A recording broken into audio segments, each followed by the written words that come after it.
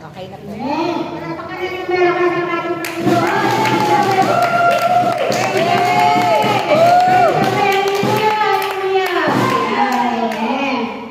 Happy ba kayo mga kapatid? Amen. Happy natin. Amen. Mga kapatid, ang inyong mga kapatid na nasa katabi ninyo. Sabihin nyo, ay kapatid, happy ka ba? Kapit ka ba? Kapatid, hindi ka ba? Siyempre, happy lagi Kahit po. tayo lang, kahit naniniwala mo tayo. Amen. Amen. Marami tayo. Happy sila na mangyari yung kanyang mga anghel. Ano ba? Pero baka natin na malakas sa mangyari. God is good. All the time.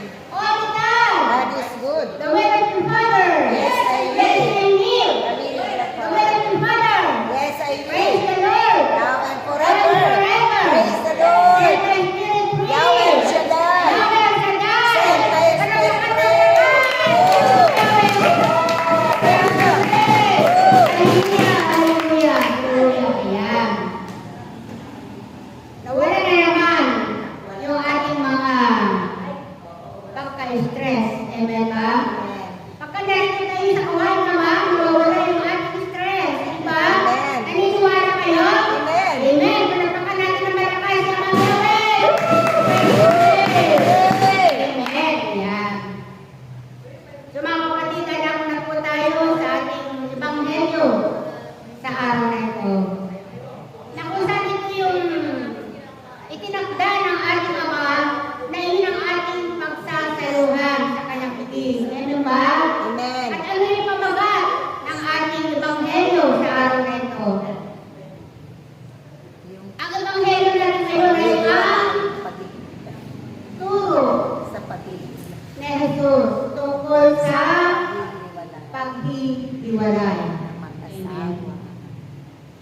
Alam niyo mga kapatid, yung paghihiwalay na yan, may tagal ng issue yan eh. Amen ba? Sinabi. Matagal ng issue yan. Nung araw, nung panahon pa, at magpa hanggang ngayon, hindi nawawala yan na ginagawa ng tao. Naniniwala kayo? Amen. Totoo po yan mga kapatid. Na hanggang ngayon ay ginagawa ng mga tao ang tungkol sa paghihiwalay. Maraming mga tao ang gumagawa nito. Bakit? Kasi hindi nila alam kung ano ang kalooban ng Diyos. Hindi nila kilala ang Panginoon. Amen? Kaya nagaganap ng mga ganitong bagay na paghihiwalay. Amen? Ang paghihiwalay ay hindi kalooban ng Diyos. Amen? Ang sabi nga ng Panginoon sa banal na kasulatan na napupun ako sa mga naghihiwalay. Kasi hindi niya kalooban yun eh. Amen ba? Pero, sa mga ganong bagay, yung mga ganong sistema ng buhay ay nangyayari at nangyayari sa isang pamilya. Amen. Amen. Mga ginagawa ito ng mga tao na maraming mga pamilya na nangyayari mga itong bagay na kung saan sa ayaw at sa gusto mo, kapag iyan ay pinaitulong ng Diyos, mangyayari at mangyayari. Diba? Kasi sabi nga ng Panginoon sa banal na kasulatan na parito ako hindi upang magdala ng kapayapaan. Amen ba? Kundi tabak. Amen. Yun ang sabi ng Panginoon sa banal na kasulatan na hindi ako naparito sa sanlibutan ito upang magdala ng kapayapaan. Amen. Pero bakit sa bawat pamilya ay nangyayari yung mga bagay na ito? Na sila yung mga mag-partner sa buhay. Kapag partner sila sa buhay,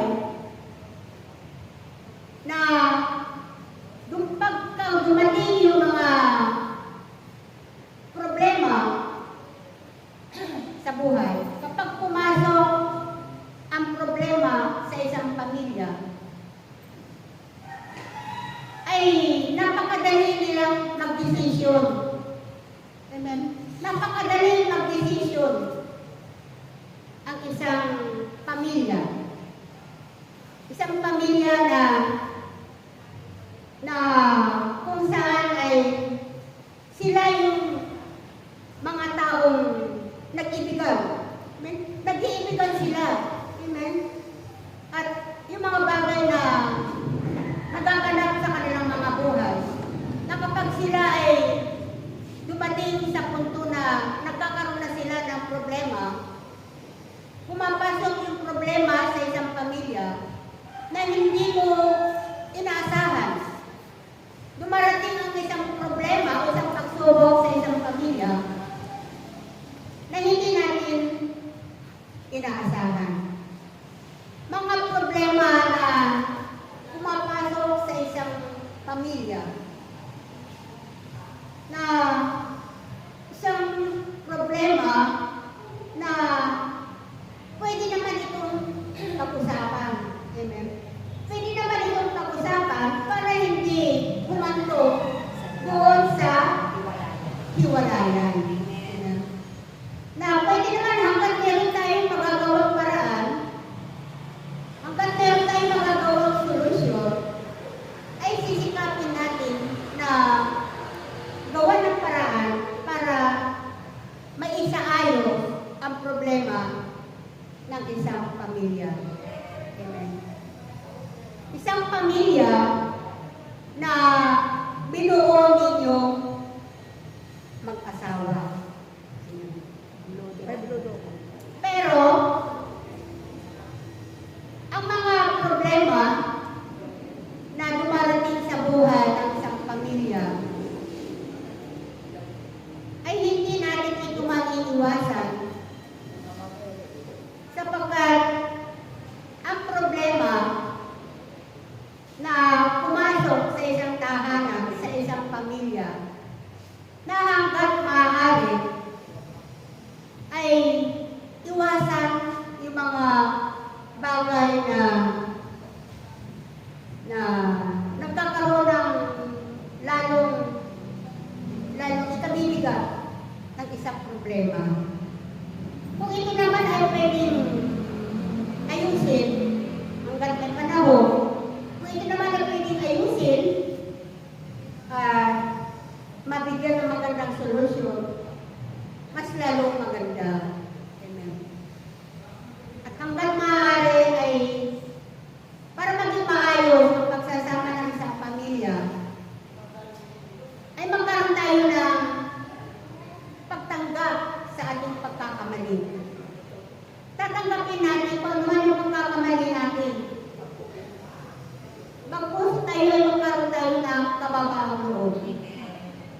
Magkaroon tayo ng pakunawa sa isa't isa kapag may dumarating na problema sa ating buhay.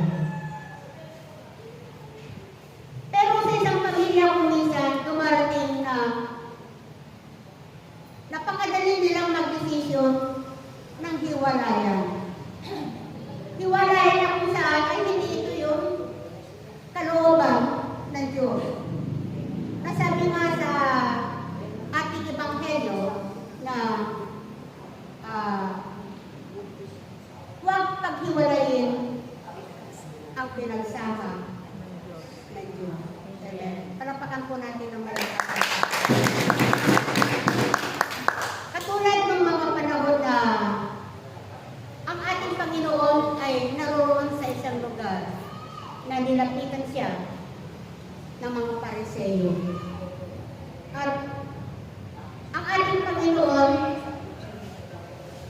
ay alam niya kung ano pinakalat ng mga Pariseo. At mga Pariseo na naroon ay tinangkan nila na sinuhin ang ating Panginoon sa pamagitan ng kanilang mga pagtatanong. At sabi ng isang Pariseo, sabi niya, pero bago dumating yung anong pagtatanong sa ating Panginoong Jesus, alam na ng ating Panginoon kung ano iniisip ng mga Pariseo. Kasi gusto nga nilang siluhin ang ating Panginoon. Hinahanapan nila ng butas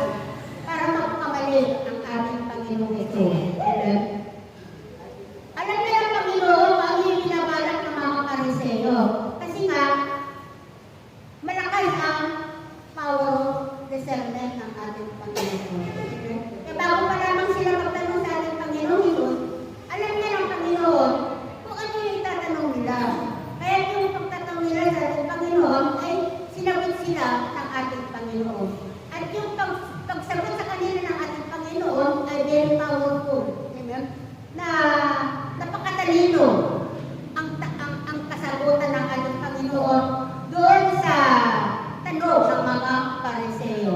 Ano ang sabi ng ating Panginoon sa ating Ebanghelyo?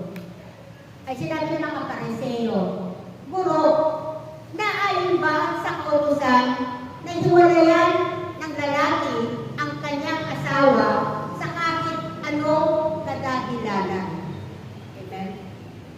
Tapos, sumagot ang ating Panginoong Jesus sa mga Pariseo. Ano sabi ng ating Panginoong Jesus? Sabi niya, hindi pa ba ninyo nababasa sa kasulatan? Amen?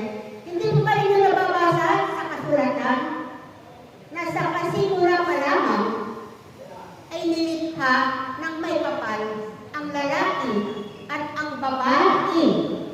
At ito ang dahilan kung bakit iiwanan ng lalaki ang kanyang asawa at silang dalawa ay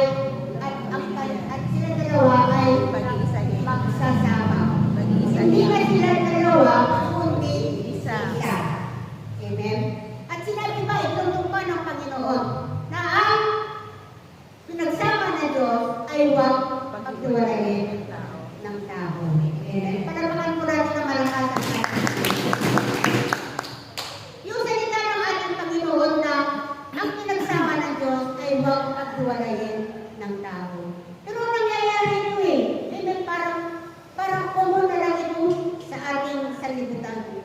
Amen. Parang ganun-ganun lang. Napakadaling gawin ng mga tao yung paghihiwalay sa isang pamilya. Hindi nila alam na ang mag-asawa na sila ay kinasal na simbahan. Sila ay parehong nangako. Amen. Meron silang commitment doon sa isa't isa. Amen. Meron silang sumpaan. Anong sabi? Nung sila ay kinasal nasa harap ng dambana, sila ay nangako sa isa't isa. Na sila ay pagsasama habang buhay sa hirap at ginhawa, sa lungkot o sa ligaya, at sa better or worse. Ganun ba yun? So better or worse. Amen? Ganun yung sinasabi eh. Diba? Pero tila hindi nasusunod yung mga ganun. Amen? Dumating yung pagkakataon na pumapasok ang problema sa isang pamilya. Nakakalimutan ka agad yung ipinangako nila sa isa't isa. Ang dalawang mag-partner, pareho silang may pangako sa Diyos. Pareho silang may commitment sa Diyos. At ang pag-asawa ay hindi ganun kadali. Hindi basta-basta ang pag-aasawa. Kasi doon sa pag-aasawa ay kayong dalawa pinagsama ng Diyos sa harapan ng altar at kayo ay nangako. Ang inyong pangako sa isa't isa, kapag dumating na sa punto na pagsasama ninyo matagal na, ay pumapasok na ang problema. Nakakalimutan na natin yung ating pangako sa isa't isa. Amen? Hindi ba natin alam mga kapatid na yung pangako natin sa isa't isa ay alam ng Diyos yun? Narinig ng Diyos yun yung ating pangako na sinabi natin sa ating partner. Diba? Na ang pag-asawa ay hindi katulad ng kanin, sinusubo mo. Na pagkatapos na malaglag, ay susubo mo ulit. Pag napasok, Tapos na mapasok ka, ay Luluwa. luluwa. Hindi mo sinabi sa akin. kukunin niya ng ibabay. O, di ba tawarin kayo?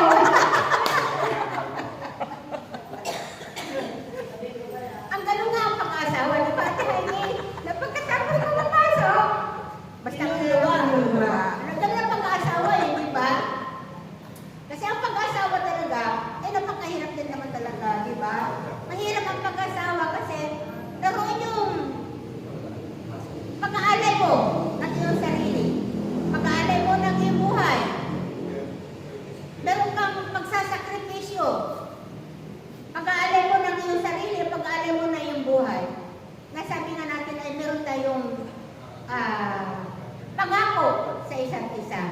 Amen.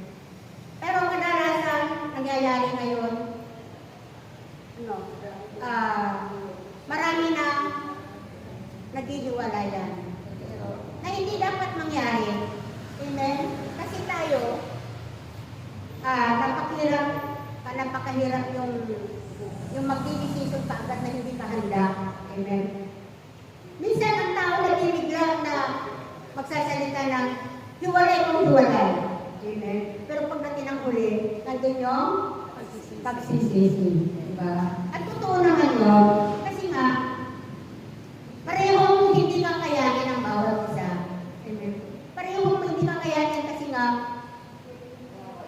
kawawa at ang mga anak. Amen? Yung mga anak natin, ang maapektuhan. Sila yung magsasuffer. Diba? Kaya, napakalungkot sa isang pamilya na nagkakahiwalayan na hanggat maaari ay magagawa ng paraan na huwag magkahiwalay ang isang mag-asawa ay kailangan itong gawin natin. Kasi sa pagbubuo ng pamilya ay hindi lamang kayo ng partner mo eh. Diba? Hindi lamang kayo ng partner mo ang nagbuo ng pamilya ninyo. Kasama ang Diyos. Amen? Kasama natin ang Diyos. Kasi nung tayo magpangulap sa altar, naruroon ang Diyos. Diba? Sabi nga ng Panginoon, Salman, may dalawa, nakakatipon sa akin, meron akong kasama nila. Kaya nung ikinasal kayo ng partner mo, naroon talaga ang Diyos. At alam ng Diyos yung ating sinumpaan pangako. Amen? Kaya naman, yung dalawang mag-partner na ang hangarin ng dalawang mag-asawa, ang hangarin nila ay magkaroon sila ng pamilya.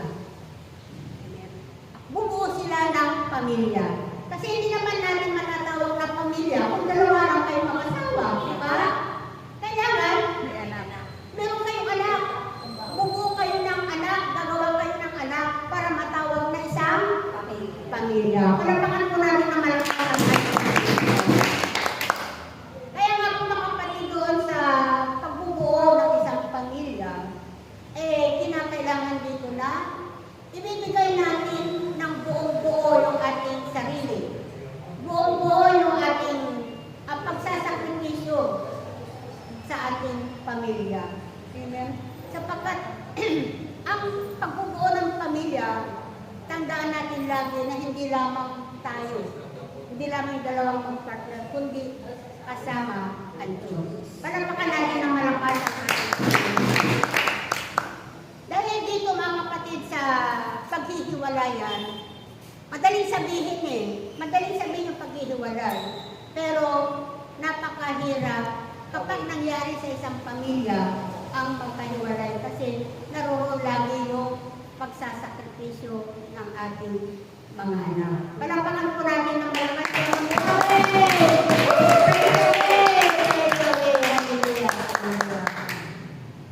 Kaya mga kapatid, sa bawat partner, sisikapin natin na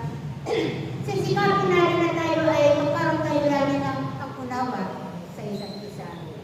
Na magkaroon tayo lagi ng kababaang loob sa isa't isa. At tanggapin natin kung ano man ang ating pagkakamali. Diba? Kapag nagkamali ka, huwag mo nang ulitin. Diba? Huwag mo nang ulitin pag nagkamali ka minsan. Pag inulit mo pa, pangalawa, tatlo, apat, ay abuso na yun. Hindi na yun totoong, hindi na yun yung pagsisisi mo. Nagsisi ka minsan, di ba? Pag nagsisi ka at nagawa mo, inamin mo yung kasalanan mo, at nagsisi ka, patunayan mo sa pamagitan ng iyong mga gawa, na yung pagsisisi mo, talikuran mo na at huwag mo nang babalikan yung mga pagkakamali mo. Di ba? Ganun naman talaga yun eh, di ba? Kasi doon mo lamang mapapatunayan na yung pagsisisi mo at pag hindi mo ng tapat o sorry, ay naroon yun na. Yung mga sinabi mo, yung katapatan mo na huwag ka nang babalik sa nagawa mo pagkakamali mo. Mga kasalanan mo. Amen? Kasi pag gumawa ka ng isang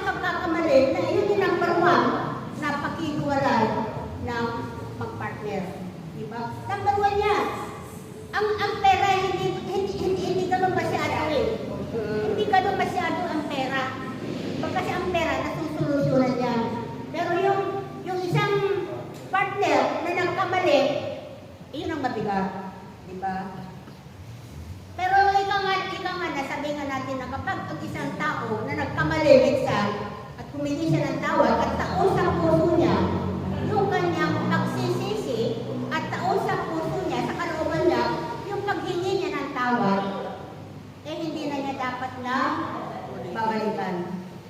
Hindi niya ba, hindi dapat na uulitin pa. Diba? Kasi, kumbaga kapag inulit-ulit mo pa, paulit-ulit na ginagawa mo, ay hindi na yun tama. Nakakasanayan mo na yan eh. Hinaharap ka na para gumawa ng gano'n. Kumbaga sa isang baboy, isang hayop. Diba? Ang isang baboy, na kapag pinaliguan mo yung isang baboy na marumi ang katawan niya, babalik na naman sa dati niya, lugluban. At doon na naman, lulunod na naman sa putikan. Parang gano'n ang halimbawa natin sa mga taong gumagawa ng kasalanan sa kanyang pamilya. Kasi yung ginawa natin, babae at lalaki din ang nagagawa ito eh. Diba? Nagagawa ng babae at lalaki yan. Minsan, ang ano ng kaisipan ng tao, ginawa mo yan eh, kaya ko rin gawin yan. Diba? Ganun ang kaisipan ng tao eh. Ganti-gantihan yan eh. Pero meron din naman yung mga tao na takot gumawa ng gano'n. Takot sa Diyos.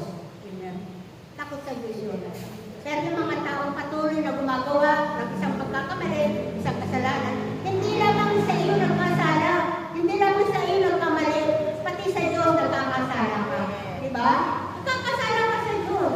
E paulit-ulit mong ginagawa yan. Yung paghingi mo ng tawad, ang paghingi mo ng sorry, ay hindi totoo yan sa kalooban mo. Kasi bakit? E paulit-ulit mong ginagawa, yung kasalanan na yan. Kaya hindi na tama yan. Ang tawag yan ay isa ka ng adik. Adik na yan, adik na. Adik na. Ang tawag ng laman. Hindi mo na kayang labanan. Tawag ng laman yan eh. Tawag ng laman yan. Amen. Pero, hanggat meron kang pagkakataon na talikuran mo ang kasalanan mo niya, hanggat may pagkakataon na talikuran yung mga pagkakamimala niya, ay gawin mo na habang meron kang panahon. Habang meron kang pagkakataon na talikuran at huwag mo nang babalikan pa. Kasi kapag sinabing talikuran mo, huwag ka nang babalik. Diba? Pag sinabi mong talikuran mo, nagsisisi ka at may katapatan sa puso mo ang iyong pagsisisi, huwag mo na lang babalikan. Amen? Kasi kapag gano'n ang ginagawa natin, hindi tayo yung taong tapat sa ating pamilya. Nagkakasala tayo sa pamilya natin, nagkakasala tayo sa ating mga anak, nagkakasala tayo sa ating asawa, at higit sa lahat, sa Diyos tayo nagkakasala. Kasi meron tayong pananagutan sa isa't isa. Amen. Na tayo ay magsasama sa hirap at ginhawa, sa lungkot at ligaya, sa better or worse, diba? Ganun yun, diba? Ganun yun. Magsasama kayo. At salamat sa Panginoon din dahil yung mga iba na nakakaunawa at may takot sa Diyos ay sinisikap naman niya na mabuo ang kanyang pamilya. Palapakan po natin ang kanyang.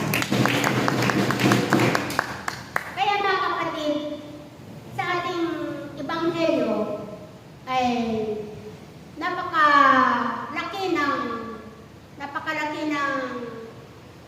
na-relay sa ating buhay. Oo. Ito ay napakalaki ang kaugnayan nito sa ating buhay. Ngunit tayo man din, nasabi nga na nakakakilala na at nakakaalam na ng kalooban ng Diyos. Pagsikapan na po natin na tayo po ay tumalikod na sa kasalanan. Kasi binigyan tayo ng Diyos ng pagkakataon na tayo ay magbago. Tinanggap natin ang ating Panginoon sa ating buhay. At sikapin natin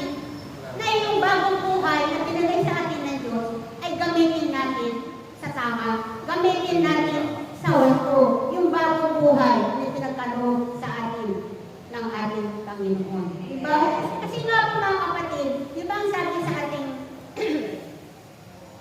di ba sabi nga po sa 1 Corintios 6:18, nang sabi dito na hindi ba ninyo alam na ang inyong katawan ay templo ng Espiritu Santo na nasa inyo, na tinanggap ninyo mula sa Diyos. Amen. At ang katawan ninyo yan, at kayo ay binili ng Diyos ng malaking halaga. Kaya gamitin ninyo ang inyong katawan para maparangalan ang Diyos. Ang katawan ninyo ay hindi talagang inyo, kundi iyan ay sa Diyos. Diba? Hindi natin katawan ito, hindi natin ito sarili, kundi ang katawan natin ay sa Diyos.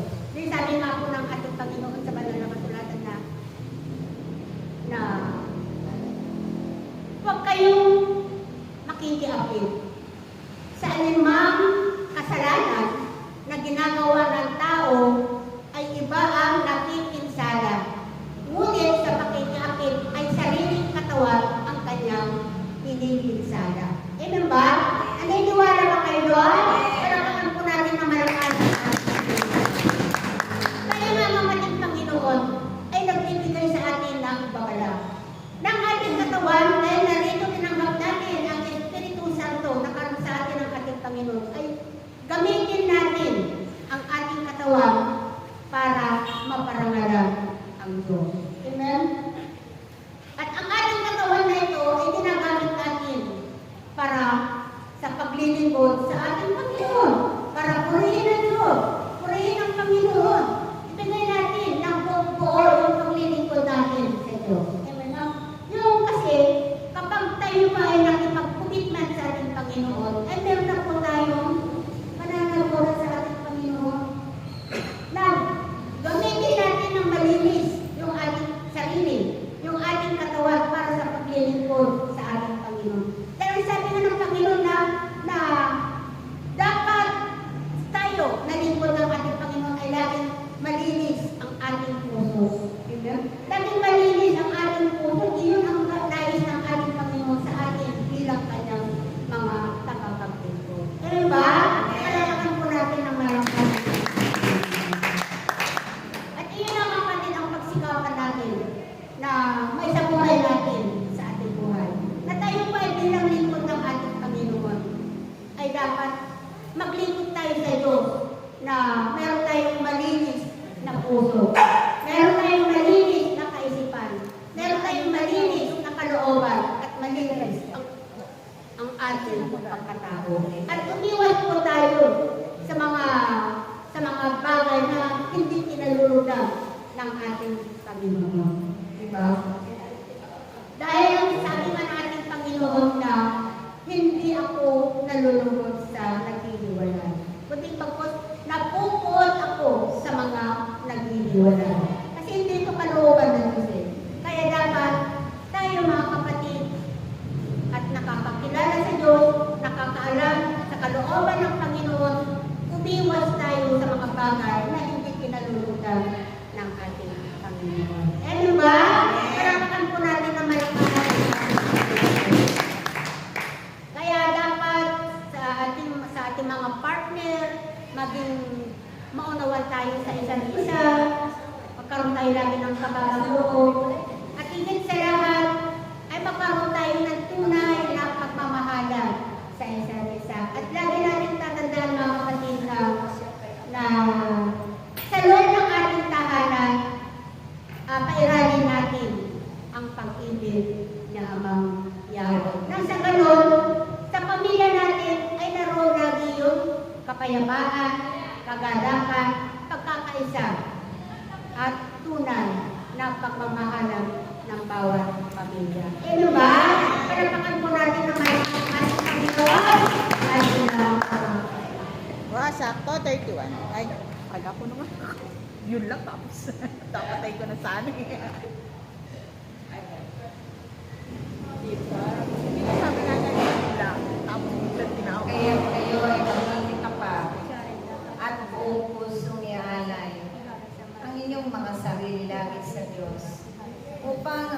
ang inyong mga tungkulin at pananagutan sa Kanya, maging sa inyong pamilya man, maging sa inyong mga kapwa. Ito'y mapunan ng tagumpay na nagmula sa ganting pagpapala ng Diyos sa bawat mga gawain. Salamat, Sister. Kaya nga po mga kapatid, ang tagubilin ng ating Panginoon na tayo po ay maging maunawain sa ating Panginoon. Na magkaroon lagi tayo ng pagkakaisa sa ating pamilya. At iwasan po natin yung mga bagay na hindi kalulunod sa ating Panginoon. Na isipin lagi natin na kailangan ang ating pamilya ay laging buo. Huwag tayo mag-decision ng hiwalayan. Kasi matatanda na tayo. Matatanda na tayo, hindi natin dapat iniisip yung paghiwalay dahil lamang sa isang bagay. Amen. Dahil lamang sa isang bagay, iiwanan ang pamilya mo tapos ipagpapalit mo lang kung sino-sino lang. Diba?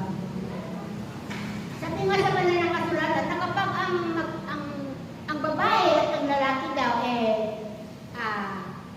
mag-asawa na, diba? Ang sabi na, ang babae daw, ang meron ng karapatan sa kanyang asawa. At kung ano man yung gusto ng asawa mo, ibigay naman yung babae. Kapag ano ang gusto ng lalaki naman, ibigay naman ng babae. Kasi sabi nga na, wala nang kapangyarihan ng lalaki sa kanyang sarili. Kundi ang may kapangyarihan doon, kundi yung kanyang asawa, yung babae. At ganoon din yung babae. Ang babae, wala na siyang kapangyarihan sa kanyang sarili, kundi yung kanyang asawa ang meron ng kapangyarihan sa kanyang asawang babae. Amen. Dapat ganoon yung binibigay ng bawat isa sa atin. Magbigayan. Yun. Magbigayan kayo. Walang lamangan. Amen. Ay! Matawa kayo ah. Wala, naisip ko si Kaba eh. Nakakalamang ba? Naisip ko si Kaba. Parang lamangan eh. Ganun talaga yun eh. Kaya para sa asawa mo, siya lang. Diba siya lang? Asawa mo lang. Kaso nga, yung mga lalaki, hilig man lamang. Yun lang, naglalamang talaga eh. Diba? Pag sa babae, o Kasi yun nga, lang. Yun lang. umiiral sa kanila yung pride. Umiiral yung pride. Diba? Diba? Ano ba may tawag sila doon eh? Na, Yung, Ayaw nila matama ng ego. yun nga, yung Ma-pride- pride, yung ma-pride ego sila. nila. Ma-pride sila. ma-pride sila. Ano ba yun? Bira na magpakumbaba ka agad sila, matagal. Mahabang proseso Ganun yun eh. para mataglay nila yung Kaya nga papakumbaba. sabi ko nga, walang naman. Yung iniisip kasi nila yung pagkalalaki nila Oo. parang Nawawala na sila. nawawalan ng saysay. Yung pagkalalaki nila. Oo, Amen. ganun